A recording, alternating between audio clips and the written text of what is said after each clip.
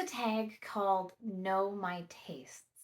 Some of you might be finding my channel for the first time and you're not quite sure what my tastes are. First off, does anybody know what their tastes are? I first saw this done as a team tag between the Library of Alexandria and Johanna Reads, and I absolutely adored the questions. So I thought I would take a shot at this one.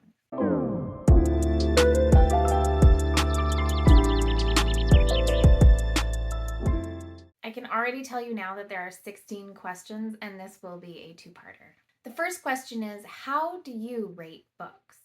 Do you use a star rating? Do you use some other sort of system? I started when I was 12 years old writing in a little book journal, and I have always rated my books out of 10, which actually works kind of well to translate to Goodreads because they're out of 5. But I find that the 10 system kind of gives a bit more nuance. But for those of you who use the 5-star system, I will try my best to describe what I do.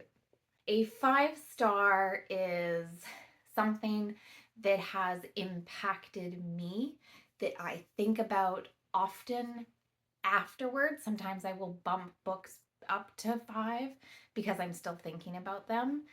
The quality of the prose, the impact emotionally that it brought on me, did it target me directly? It is a very biased rating. A 4 is, this was a really good book. I will probably think about it, but I might not remember it 2 years from now. A 3 is, it was okay. There was nothing objectively wrong with it. It didn't inspire me in that sort of way. So a 3 is good enough. 2 is, I really struggled with this, but I recognize some merits in the quality of the work. A 1 is, how did this get published? How is this a book? And did nobody else read this? Because, woof. Number 2, how do you approach reviewing your books? What's your review style? Are you analytical? Are you emotional? Do you structure it, or are you just a sit down kind of casual? I am pretty off the cuff when it comes to reviews. I tend to do mostly mini reviews in my wrap-ups, and I tend to focus on the things that I really like first before getting into the things that bothered me. Sometimes I can't help but be bothered by the whole thing. And then sometimes I can't help but gush about the whole thing.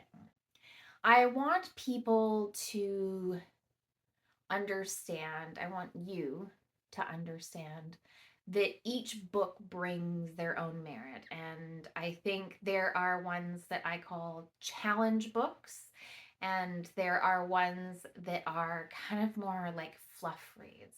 Both of them have their place. So let's say a fluff read is just purely emotion, just gets me right here. I can completely relate to the main character. It's going to be emotional. Now, let's say it's something a little more in depth, like my good old Charles Williams. Actually, at this point, these are emotional. So I'm not sure this is a great example, but the quality of the writing and the story is so dense that I want to do it justice and give it the articulation that it requires for people to understand that this is a bit more work, but it is totally worth it. So in that case, I tend to try and balance the emotional with the analytical. Number 3, what book made you a reader? I have thought a lot about this. I don't know if it's necessarily one book, if it's a series. I was talking to my husband the other night about this unicorn book that I read as a kid, and I adored it. It was Into the Land of the Unicorns by Bruce Coville. Something in it, it sparked my imagination. I think this is what drew me into fantasy. But I also was really into the Nancy Drew series. My mom had a whole set from when she was a kid, and I just powered through them. And I loved the format, and there was something about mystery that just draws you in. So I think that's why I still adore mystery. What really got me into reading is the Tamora Pierce books and Robin McKinley books. So the Song of the Lioness had such a great emotional impact on me. I reread them every single year. The Robin McKinley books, The Blue Sword and The Hero and the Crown. Now, The Blue Sword is my all-time favorite, but The Hero and the Crown is no less just impactful. So I would say that those ones are the ones that really brought me into the world of reading and taught me that there are girls like me. And I grew up in a small town where nobody read. This was my own escape, finding worlds that I related to. Do you have a genre niche? Fantasy. I would say fantasy, but lately I have been all over the place. That's why I named myself the Libronaut, because I tend to read a smattering of everything. But fantasy has always been my go-to return. And lately, my niche has been fantasy mystery. So, like, The Justice of Kings was fantastic. I just love the combination of those two genres together. As you can see in my last question, I love fantasy and I love mystery. So, put them together. That is my little corner that I inhabit. But I do read a lot of everything. I love classics. I love delving into a challenge. I don't read as much contemporary and romance. I haven't found my little corner there yet. Ooh, another niche area is anything to do with the metaphysical. So thank you, Charles Williams, again. Vita Nostra, I think I've got it right there. Anything that just deals with the intangible. I am not personally that abstract thinker, but for some reason when I read, I adore it. Do you prefer character or plot-driven novels? Ooh, that's so fascinating. I'm inclined to say plot because I don't necessarily have to like the character. The one that came into my mind was The Sea in Summer by George Turner. This is a character book, but you don't like any of the characters. You're more in it for the plot and the revealing of conspiracies and the world. I'm thinking about, there's something like Senlin Ascends, and that's totally character based, and I just say, take me on your journey. So it's really difficult. Like, I think it depends on the author, honestly. My least favorite would be to read a character study in which nothing really happens and nothing evolves.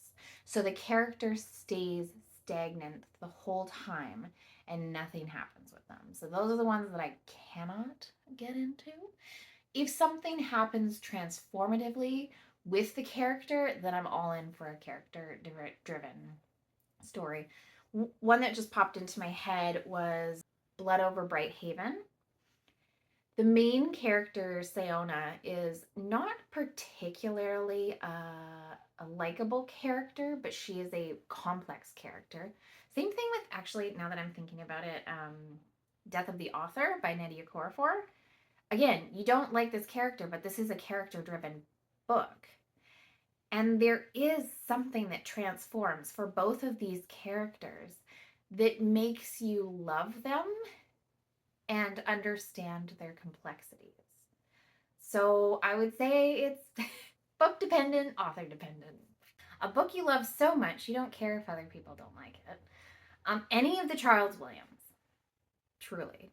Any of the Charles Williams, The Name of the Rose, Those are ones that I can think of that are probably pretty polarizing in that they deal with complex subjects, especially theologically, usually Christian based or occult based. And I know those tend to be pretty controversial things for some people or difficult topics. Those are the ones that I think about the most in terms of I don't really care if people don't like them because I can recognize why people wouldn't like them, but I love them anyway. Number 7, what's a book that you love that if somebody else doesn't like it, you know your tastes don't align? Where differing opinions divide me on who I gel with, I guess. Let's see here. Vita Nostra, I think, would be one that definitely would show me the type of mind that I'm working with, because I adore that book. Death of the Author would be another great example because I don't have to like the character to enjoy the story being told. So if someone said, well, I didn't like Death of the Author because I didn't like Zelu, then I would say, well, okay, then that's your thing that you have to get over. I didn't mind it because that was the story. I think I'm bothered by people that don't take the historical context into books, where they're viewing a book from a modern lens, which is not a wrong way of looking at books, but you also have to look at the book through the lens of its place historically. A good example might be Moby Dick, because Moby Dick deals with animal cruelty, because it is the industry of whaling, which at a point in time was a major industry for a lot of nations and a lot of men, and we operated using a lot of parts of whales.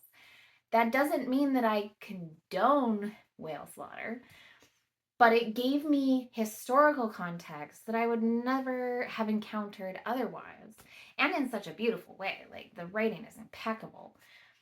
But I think if you stopped at the, oh, they're cruel to whales, I'm not going to read it, then you have disallowed yourself the experience of understanding historical content. That is where I struggle, I think, with some tastes. We're going to leave it there, and we're going to have a part 2 answering the remainder of the questions. My name is Karen. I am the Book Libraut. I love exploring all different types of books. Please join us for part 2. Look out for that. We'll see you again soon. Bye.